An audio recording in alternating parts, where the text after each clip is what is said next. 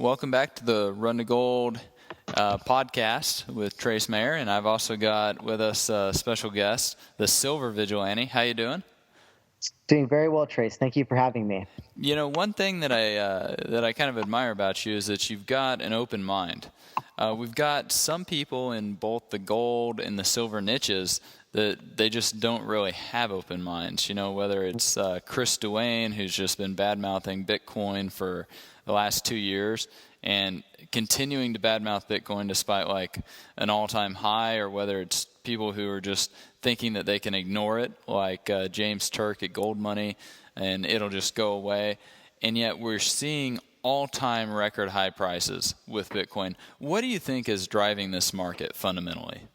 Well, I think first and foremost, it's the internet. Bitcoin is a natural extension of the internet, and everybody believes in the internet. It's just a bunch of computers that are connected together, and Bitcoin's a microcosm of that can actually lead the internet in new, innovative directions. I saw an article yesterday, Trace, about how Google is going to try to cut off at the knees websites that are providing links to users to copyrighted material. And the way they're going to do that is the same exact way that they went against WikiLeaks. WikiLeaks got around that blockade with Bitcoin, and it's fair that the same thing will happen with the so-called copyrighted material of the internet, the pirate phase, etc. Yeah, and I actually just I wrote an article for the Bitcoin magazine on this very topic about economic censorship.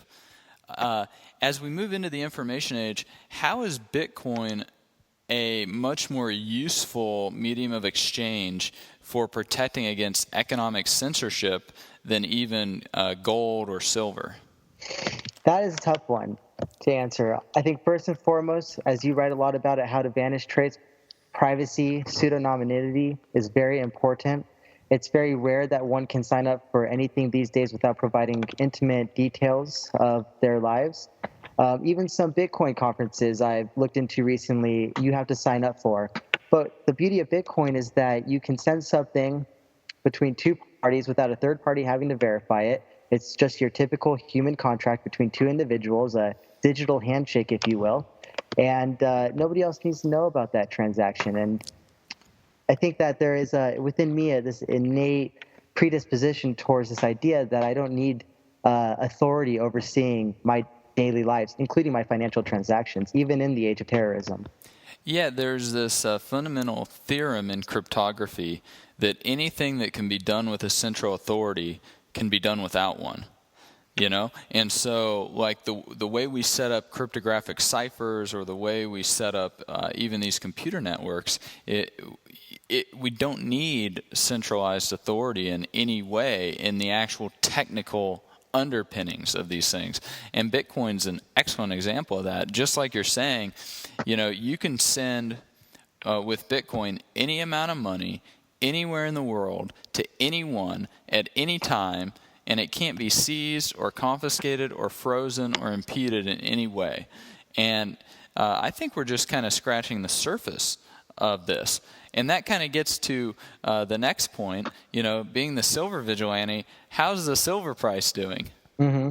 Silver's had a tough year or so. And this is something that was very clear to be seen, although it had a decade of runs leading into 2012.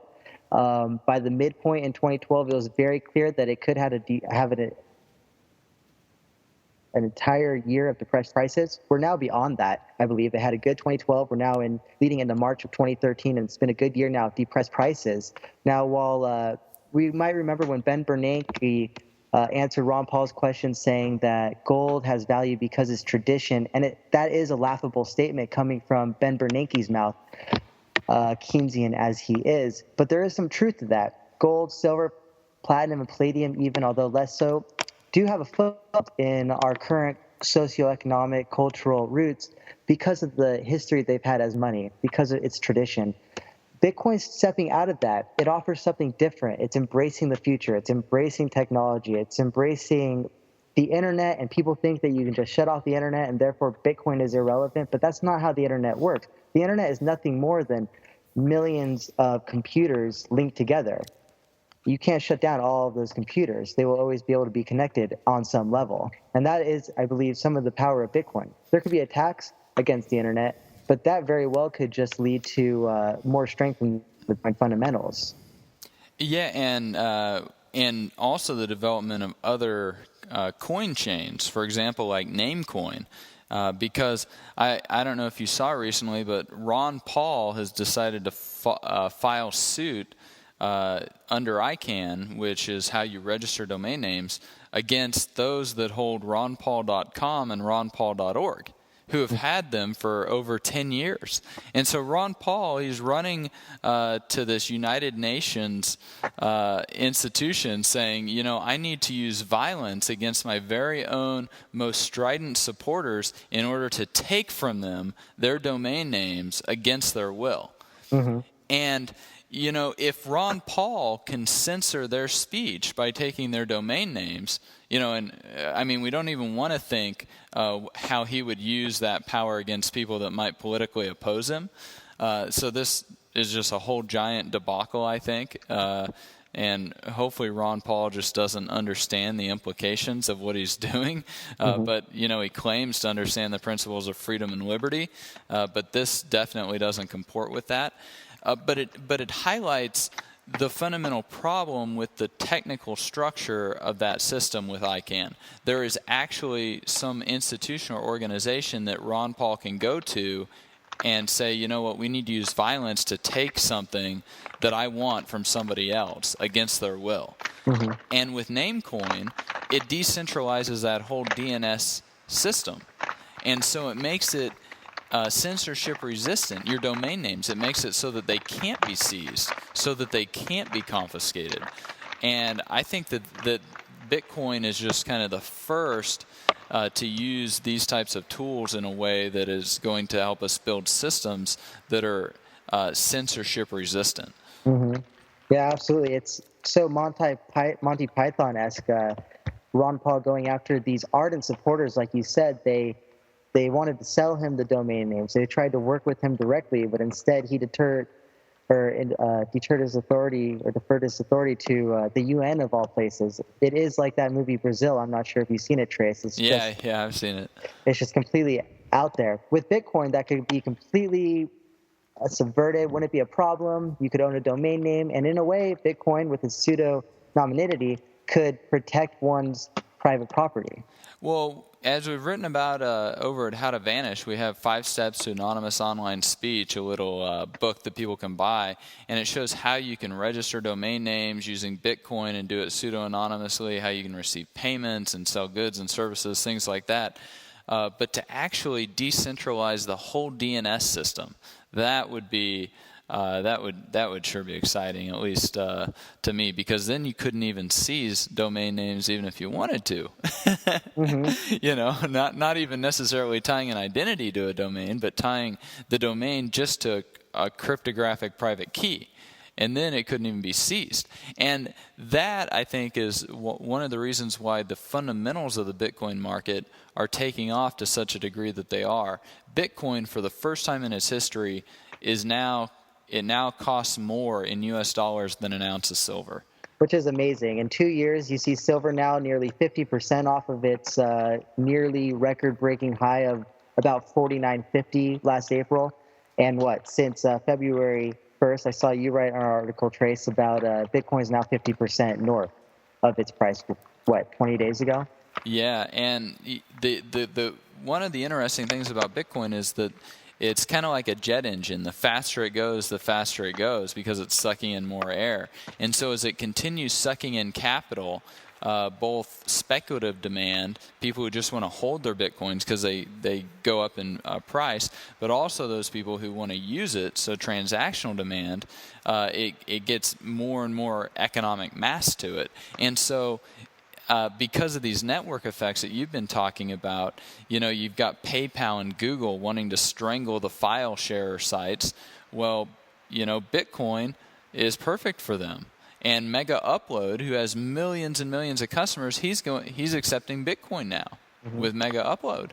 Yeah. And so these network effects with Reddit, one of the largest, most influential websites on the internet, the one that just made it politically unpalatable to push through PIPA and SOPA, they're accepting Bitcoin now. And so is Bitcoin because these fundamentals are being built, it might actually be cheaper on a fundamental basis today than it was a month ago because of these network effects. So ironically, even though the price is going up, it might actually be getting cheaper from that fundamental perspective. It might be getting to be a better deal. And so I kind of think, people aren't going to sell their Bitcoins for dollars or even gold. They're going to spend their Bitcoins. And in the process, the things that they spend them on are just going to get cheaper and cheaper and cheaper. I was reading about the 10,000 Bitcoins for a pizza, less than 3 years ago. And now those 10,000 Bitcoins would nearly buy, that's $300,000 now. So it's getting very exciting how the whole Bitcoin economy is moving forward, and the march for freedom, you could say. I understand. I believe that people have a grave misunderstanding in the systems evolve, which leads them to put inordinate amount of trust in the current status quo and system. Darwin obviously gave to us a slow evolution that was measured over time and consistent. But I think today what many evolutionists and biologists are preferring is a more anarchic understanding of evolution, in which fits and spasms give birth to new forms of life or natural systems. And I think you can make the analogy that in the socio-cultural realm, the same thing is true. Bitcoin is much more representative of the way in which true systems evolve spontaneously with creativity and diversity than this old model of slow and steady plowing the fields with concrete from here to infinity. Yeah, it ties right in with Nassim Taleb's new book, Anti-Fragility. I don't know if you've had a chance to read that yet, but he brings up this topic, and he gives an analogy. If you're shipping, say, like champagne glasses, on the box you would write fragile, because when you introduce a little bit of chaos, it can shatter them, make them completely worthless. They're very susceptible to that. But what's the opposite of fragile? It's not necessarily durable, a regular package. We don't have a word in our language to kind of connote, please rough this box up, please try and damage it, because the more chaos you introduce to it, the stronger it's going to get, kind of like life and kind of like this evolution you're talking about. And that's exactly what Bitcoin is, because our current monetary and financial system, with the great credit contraction, I wrote a whole book about it that started, it is in implosion. It is dead. It's zombified now. And it's leading to chaos as it decomposes, you could say. And the more chaos that it gets, the more it stresses and breaks organizations that are out there, whether it's Fannie Mae, Freddie Mac, Bank of America, Washington Mutual, Lehman Brothers, Bear Stearns, MF Global. Now it's the Fed, with Germany saying, hey, give us all our gold back right now. But on the other side, you've got Bitcoin. And actually, the more chaos, the better it does. So you've got this completely negative beta asset to the current banking system. And you couple that with its censorship resistant nature and the tiny market cap, barely $300 million US. And to where it could grow, the size it could grow to, just to be useful in any type of finance, it would need to be thousands of dollars a coin. And so we're definitely in for a wild ride. And the more chaos, I think, the better Bitcoin is going to perform. It's really Bitcoin against the financial world, because you see all these companies, Visa, MasterCard, PayPal, what have you, all the dominant financial system players acting as one at the very top. Why can they all shut off funding to WikiLeaks all at once, except for Bitcoin? Why are they all going to move towards getting rid of file sharing fights? And then it's going to move beyond that trace, I believe. Whereas in college, I was taught that I could source other people's work. I'm convinced that one day I'm not going to be able to source other journalists' work on the internet without threat of a lawsuit being filed against me. So it really is Bitcoin against the rest of these players, because I believe, especially within the dominant financial system, at the top, all of these players are like one. And that's where this does get really exciting, this, you could say, battle royale, because, on one side, the universe, you could say, it blesses nuclear weapons. They exist. And they have a tremendous amount of violence that they can unleash, almost unlimited, you could say. But then you've got cryptography on the other end. And cryptography can absorb an infinite amount of violence. No amount of violence is going to solve the math problem. And so we've got these unstoppable and immovable forces kind of colliding, and it's going to be fun to see which ones happen, because the math problem can just be there, and there's nothing the nuclear weapon can do to force it to solve the math problem. Like, you got to solve the math problem. You can't force it, even if you're a freaking nuclear weapon. And so we're definitely in for some exciting times. I think we're about out of time. Any final parting thoughts? Oh, nothing other than the fact that the younger generation are going to be even more excited about Bitcoin than you and I are. Yeah, isn't that the truth? I already feel like I'm falling behind in the technology. Anyways, thanks for taking the time to chat. And you've been listening to the RunToGold.com podcast. And this episode, we've focused on Bitcoin. Yeah, thanks so much, Chris. And so anybody who's interested in learning more about Bitcoin, go to freebitcoinguide.com, and you can learn how to get started and everything for free.